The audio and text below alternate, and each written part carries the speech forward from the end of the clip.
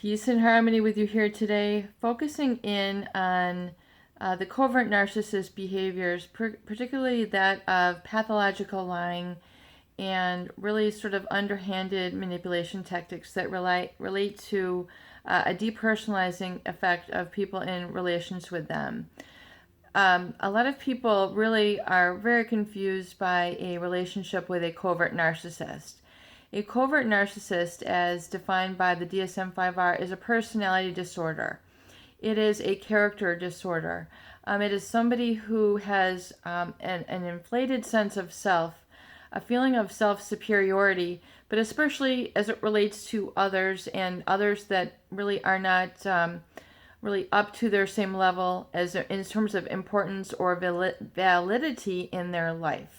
So when we talk about heightened sense of self-importance, this can be exhibited in a very sort of underhanded, undetectable way in the covert narcissist, particularly that of very sort of quiet disdain, quiet withdrawal and retreat that is very disconnected from the people in their environment. So I think originally, and what is so confusing is that in the beginning stages of a relationship with a covert narcissist, which the beginning stages can really develop for many years. So if you look at the development in the beginning, they might just seem very easygoing, not very opinionated.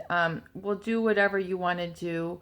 Will concede and give in to your leadership, your ideas.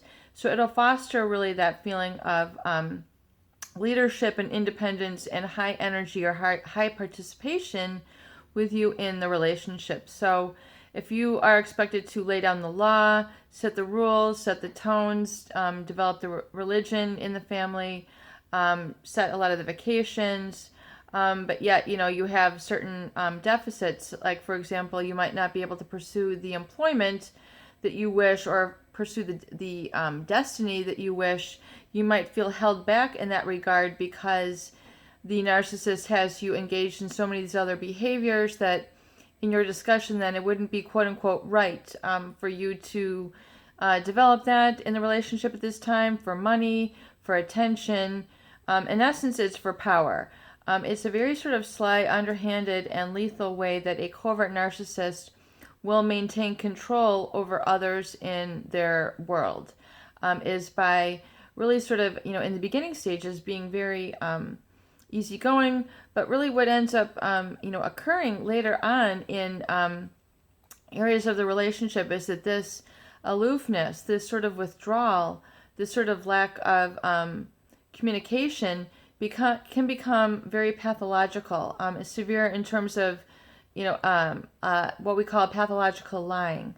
And lying means really just it's not even outright lies as much as it is a withdrawal of attention that in essence it becomes a lie. It's when, lie meaning we're not telling the truth, we're not in reality, we're not all the way honest, we're not all the way ethical, we're not all the way sort of, present. So this pathological lying manifests in a very different manner than it does with an overt narcissist who, an overt narcissist, very showboaty, constantly the center of attention. I mean, you get their grandiose thoughts, you hear their grandiose thoughts, a very high opinion of themselves. Generally, they're not afraid to, talk about how great they are, how wonderful they are, how talented. I mean, it's just, it's just all out, over the top.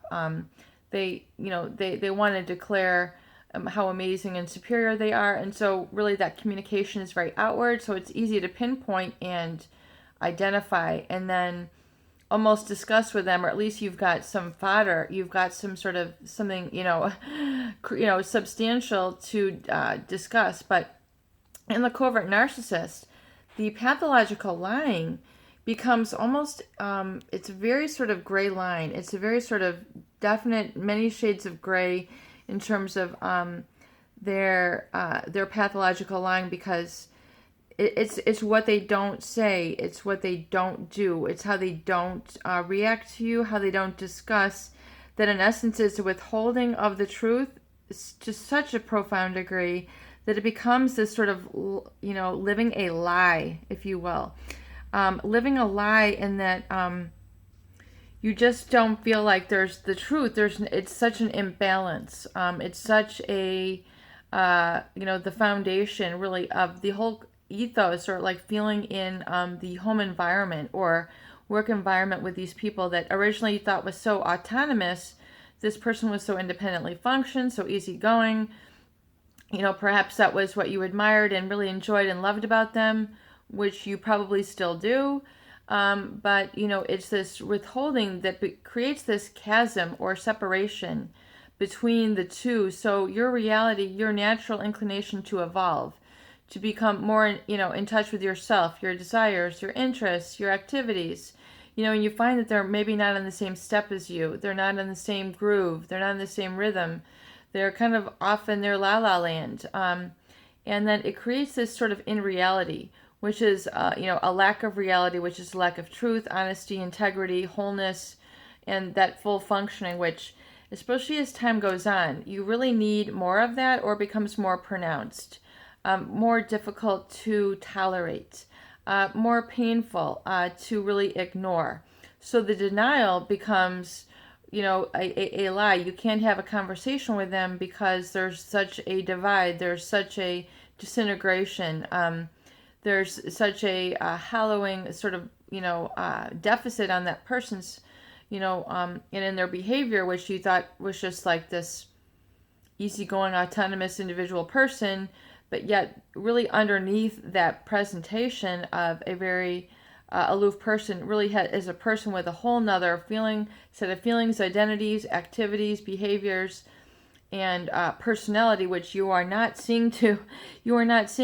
privy to. So that's why we get, like, later in life, these people who, in their 60s and 70s, cheating on their spouse of 30, 40, 50 years, doing strange financial transactions, disinheriting members of their family,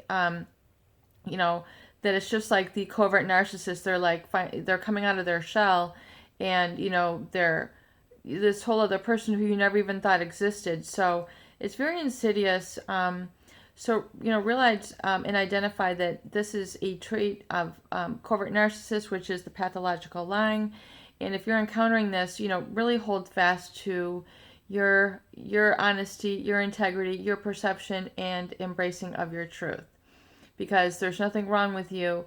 That is going to be your real guidepost to personal empowerment and healing really successfully through this sort of difficult and very confusing and painful relationship dynamic. Peace and harmony with you here today. I hope these videos do help. Please share and please subscribe for more great tools, videos, discussion, and support.